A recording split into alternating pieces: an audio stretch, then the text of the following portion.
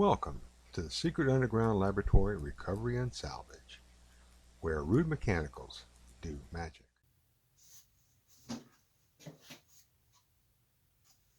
Hello, this is Bronze Age, Director of the Secret Underground Laboratory Recovery and Salvage. And today we have a fairly easy and simple job, or at least I hope it is. What we have here is a glass front kitchen cabinet door.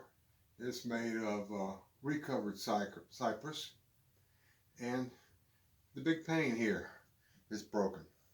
So our job is to get out the broken parts, get a piece of glass cut, put it back together without more damage. Now the wood is old, but the construction is fairly new.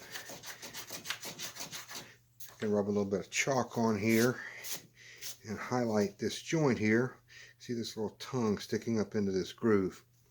Now in the old days, it would have been done like this. You can see you have this little piece here, and that's actually called a haunch. But this was a raised panel. This piece of wood here with this curve on here, where it's thicker in the middle, in other words, raised. What they really did was just lowered the edge.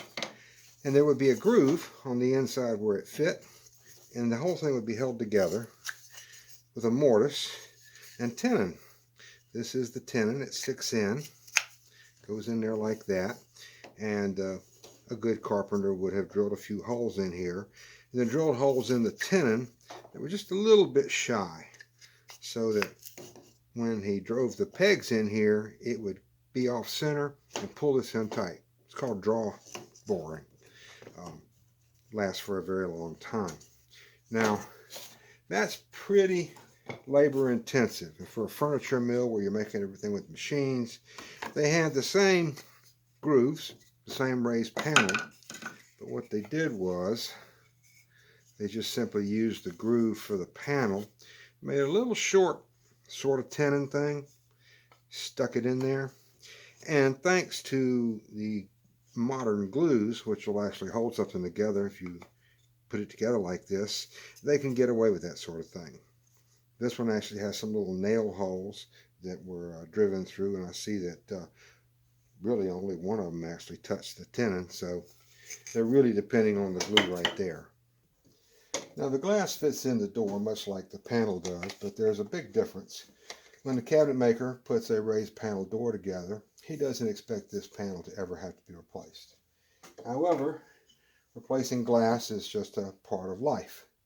And so instead of having a groove, they just cut away the top part here, and they create what's called a rabbet, R-A-B-B-E-T. Same word that comes from rebate, which means to give back or cut back.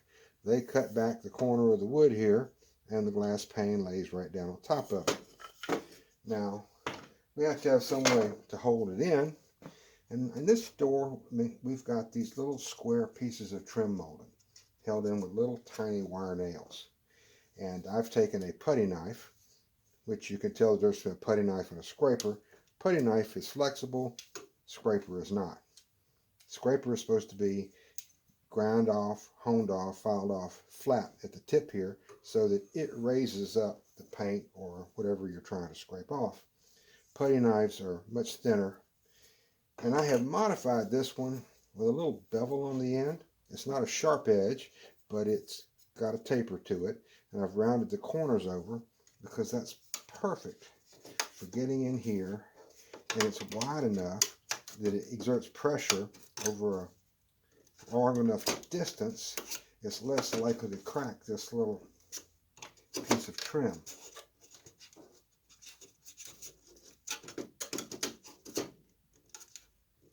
And I just work nice and slow,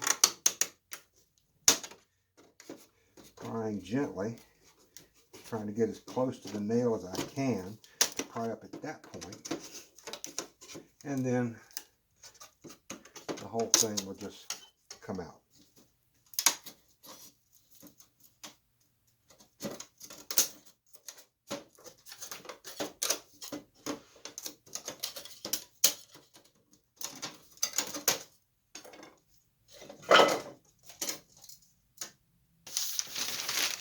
I just made a quick trip to my local glass shop We got a piece cut to match the old one.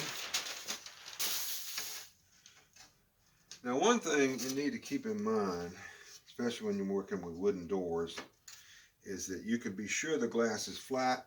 You can't be sure the door is. So when you lay it down, you want to make sure it doesn't rock anywhere. Now, this is a kitchen cabinet, not a window, so I'm not worried about drafts getting it around the glass panes. But when I center it here in the frame, I see that I've got a pretty good gap right here on each side.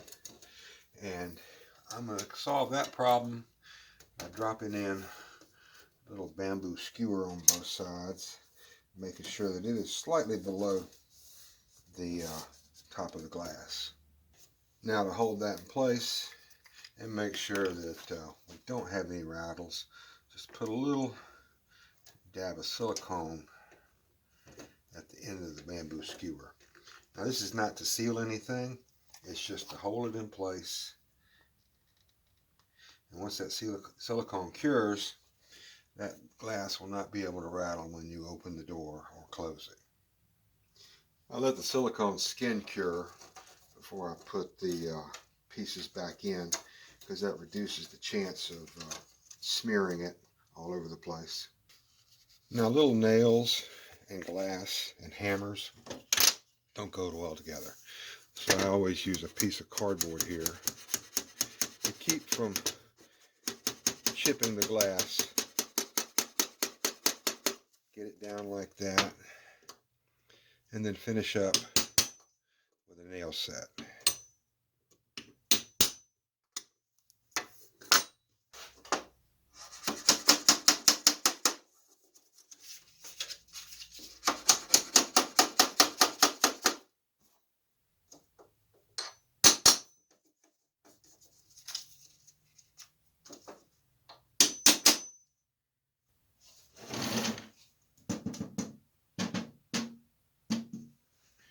Well, that sounds pretty good.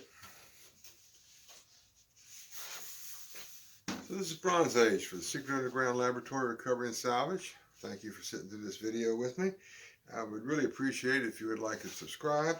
Any comments are welcome. Questions are welcome. I do respond to all. Again, thank you for watching.